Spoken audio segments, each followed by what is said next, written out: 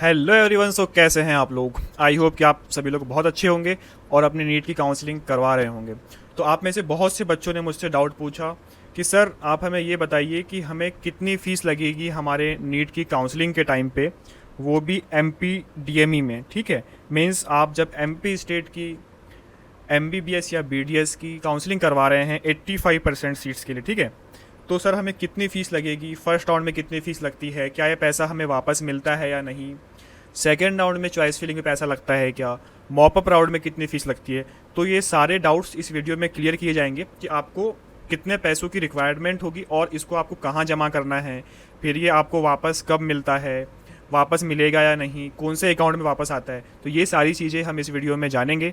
तो आपको अच्छे से लास्ट तक वीडियो को सुनना है, आपको सब कुछ समझ में आ जाएगा। ठीक है, तो अभी आप लोग को पता है कि आप लोग के रजिस्ट्रेशन हो रहे हैं, जिसमें आप सभी बच्चों ने रजिस्ट्रेशन करवा लिया है जो भी मुझसे पेड काउंसलिंग में इनरोल्ड है। ठीक है, लेकिन ऐसे बच्चे जिन्होंने अभी तक नहीं करवाया है तो वो भी करवा सकते हैं। कौन से डॉक्यूमेंट्स की उसमें ज़रूरत है उसका मैंने वीडियो ऑलरेडी इसी चैनल पे डाल के रखा है, तो आप प्लेलिस्ट में जाके वीडियो देख सकते हैं कि हमें कौन से डॉक्यूमेंट्स की ज़रूरत पड़ेगी रजिस्ट्रेशन के टाइम पे, और हमें क्या क्या मिस्टेक्स नहीं करनी है, कैसे फॉर्म फिल करना है वो भी मैंने ऑलरेडी अपलोड कर दिया है उसका वीडियो। तो बहुत सारे बच्चों ने ये सवाल पूछा कि सर हमें कितनी फ़ीस लगने वाली है।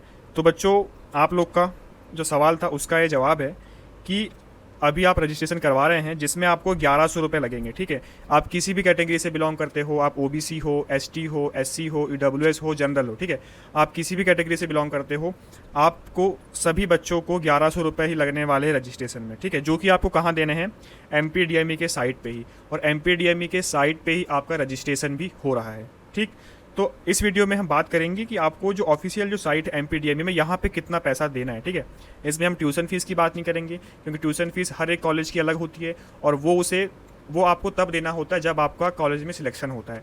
यदि आप उस पर चाहते हैं वीडियोज़ की, सर आप हमें ये बताइए किस कॉलेज की कितनी फ़ीस है, हम उस पर भी वीडियो बनाएंगे। पिछले 2 से 3 सालों से हम आप लोग की हेल्प कर रहे हैं, आपको काउंसलिंग में हर एक स्टेप में गाइड कर रहे हैं। हम इस बार भी ऐसा कर रहे हैं और साथ में हम पेड काउंसलिंग भी करवा रहे हैं उन बच्चों के लिए जिन्हें काउंसलिंग में हेल्प चाहिए। ठीक है, तो जो भी बच्चे इनरोल होना चाहते हैं वो इनरोल हो सकते हैं, या तो आप मुझे इंस्टा में डीएम कर सकते हैं या फिर आप टेलीग्राम ग्रुप में ज्वाइन करके मुझे पर्सनल मैसेज कर सकते हैं। ठीक है, तो मैं 1100 रुपये की बात करूँ तो ये आपको रजिस्ट्रेशन के टाइम पर लगने वाला है, जो कि हर एक कैटेगरी को लगेगा। रजिस्ट्रेशन के बाद फिर आपकी आएगी merit list. Okay, merit list में आपकी होगी स्टेट रैंक। जो स्टेट रैंक होगी ये इस बात का प्रूफ होगा कि आपको कौन सा कॉलेज मिलने वाला है। अभी आपने एग्ज़ाम दिया, आपकी ऑल इंडिया रैंक आई, अब काउंसलिंग में रजिस्ट्रेशन के बाद आपका स्टेट रैंक आएगा। इस दिन ये कंफर्म हो जाएगा कि आपको कौन सा कॉलेज मिल रहा है। ठीक है, उसके बाद आप करेंगे चॉइस फिलिंग। ठीक है, अभी फर्स्ट राउंड चल रहा है तो फर्स्ट राउंड की चॉइस फिलिंग होगी, फर्स्ट राउंड के बाद फिर सेकंड राउंड होगा तो उसकी चॉइस फिलिंग होगी, उसके बाद मॉपअप राउंड होगा तो उसकी चॉइस फिलिंग होगी। तो चॉइस फिलिंग के टाइम पे आपको पैसा लगता भी है और पैसा नहीं भी लगता है। तो पैसा कब नहीं लगता है वो देखते हैं। तो फर्स्ट राउंड की चॉइस फिलिंग में आपको 1 रुपये भी नहीं देना होता है। मतलब आपने रजिस्ट्रेशन के टाइम पे जो 1100 रुपये दे दिया है, बस आपको यही लगेगा।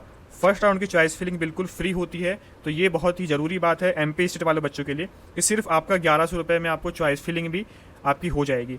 यदि मैं स्टेट काउंसलिंग में बात करूँ एमपी का, तो एमपी में ऐसा अदर स्टेट में आपको फ़ीस लगती है, कुछ में नहीं लगती है। यदि आप में से किन्हीं बच्चों ने ऑल इंडिया कोटा से काउंसलिंग कराई होगी तो उसमें 11 से 12 हज़ार रुपये लगते हैं रजिस्ट्रेशन और चॉइस फिलिंग के। तो एमपी वाले बच्चों के लिए बहुत अच्छी बात है कि उनकी जो फर्स्ट राउंड की चॉइस फिलिंग है वो बिल्कुल फ्री में होने वाली है। ठीक है, तो आपको कोई भी पैसा नहीं देना है फर्स्ट राउंड में। मैं बात करूँ सेकंड राउंड की, तो सेकंड राउंड की चॉइस फिलिंग में यदि आप गवर्नमेंट कॉलेज की चॉइस फिलिंग करते हैं, ठीक है, तो अब यहाँ आपको पैसा लगना स्टार्ट हो जाएगा। तो गवर्नमेंट में आपको लगेगा 1 लाख रुपये, नहीं सॉरी 10,000 रुपये यूआर कैटेगरी के लिए, 5,000 रुपये लगेगा ओबीसी, एससी और एसटी कैटेगरी के लिए, और जो मैं 1 लाख की बात कर रहा था ये लगेगा आपको प्राइवेट कॉलेज की चॉइस फिलिंग के लिए। ठीक है, तो 1 लाख आपको प्राइवेट कॉलेज की चॉइस फिलिंग के लिए देना है, चाहे आप किसी भी कैटेगरी से बिलोंग करते हो। यदि आपको गवर्नमेंट कॉलेज की चॉइस फिलिंग करना है तो वहाँ आपको 10,000 लगेगा यूआर कैटेगरी के लिए, बाकी 5,000 इन कैटेगरी के लिए। ठीक है, तो सेकंड राउंड का भी बच्चों आपका डाउट जो था वो भी क्लियर मैंने कर दिया कि सेकंड राउंड में आपको कितने पैसे देना है चॉइस फिलिंग में। ठीक है, सपोज कि आपको सेकंड राउंड में कोई कॉलेज मिल गया, ठीक है, और आपने 1 लाख रुपये जमा किया प्राइवेट की चॉइस फिलिंग के लिए, और ये भी आपने गवर्नमेंट में ऑलरेडी जो 1 लाख है, आप ये समझ लीजिए कि मान लीजिए आपने 1 लाख दिया और यहाँ पे 10,000 रुपये लिखा है, तो आपको 1,10,000 नहीं देने, जो मैक्सिमम अमाउंट है वही यहाँ पे कंसिडर हो जाएगा। ठीक है, तो आप यहाँ पे 1 लाख देके गवर्नमेंट प्राइवेट दोनों की कर सकते हैं। वैसे यदि मैं मॉपअप राउंड की बात करूँ तो इसमें आप चाहे तो आप गवर्नमेंट की करें या प्राइवेट की करें, किसी भी कॉलेज की करें चॉइस फिलिंग, उसमें आपको 2 लाख रुपए लगेंगे।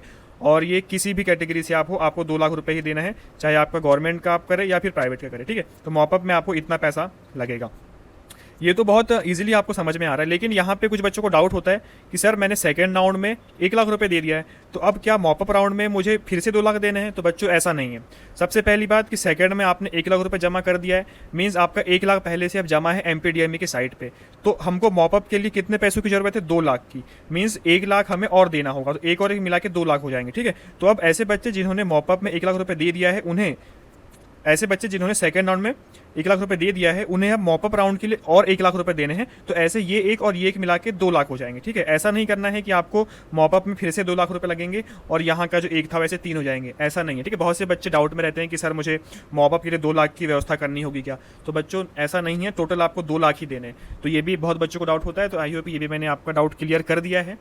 अब एक और डाउट है कि सर ये जो पैसा है ये हमें वापस कब मिलेगा और किस अकाउंट में मिलेगा? तो बच्चों आप अभी जो रजिस्ट्रेशन करवा रहे हैं इसमें आपसे अकाउंट्स डिटेल्स मांगी जा रही होगी, ठीक है, कि आप अपना अकाउंट नंबर डालिए जो कि चालू हो, है ना, उसमें केवाईसी प्रॉपर कंप्लीट हो। तो वो जो अकाउंट नंबर आप दे रहे हैं उसी अकाउंट में ये जो पैसा है ये रिफंड आ जाता है 2 से 3 मंथ में, ठीक है ना।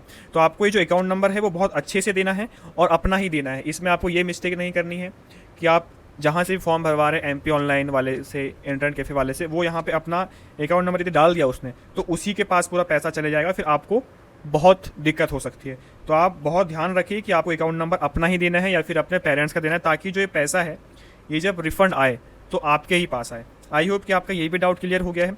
और इसके अलावा आपके मन में कोई सवाल हो तो आप पूछ सकते हैं। और मैंने आपको जो भी पैसा आपको एमपीडीएमई के साइट पे देना है वो मैंने आपको बता दिया है, और ये सारा पैसा रिफंडेबल है यदि आपको स्कॉलरशिप मिल रही है तो। और यदि आपको स्कॉलरशिप नहीं मिल रही है तो ये जो पैसा है ये आपकी फ़ीस में एडजस्ट हो जाएगा, तो आपको उसके लिए भी परेशान नहीं होना है। ये जो पैसा है ये ऑटोमेटिकली जो भी आपको कॉलेज मिलेगा वहाँ पर चला जाएगा, ठीक है। तो सारे डाउट्स मैंने आपके क्लियर कर दिए हैं फ़ीस से रिलेटेड। इसके अलावा कोई आपके मन में सवाल हो तो आप पूछ सकते हैं।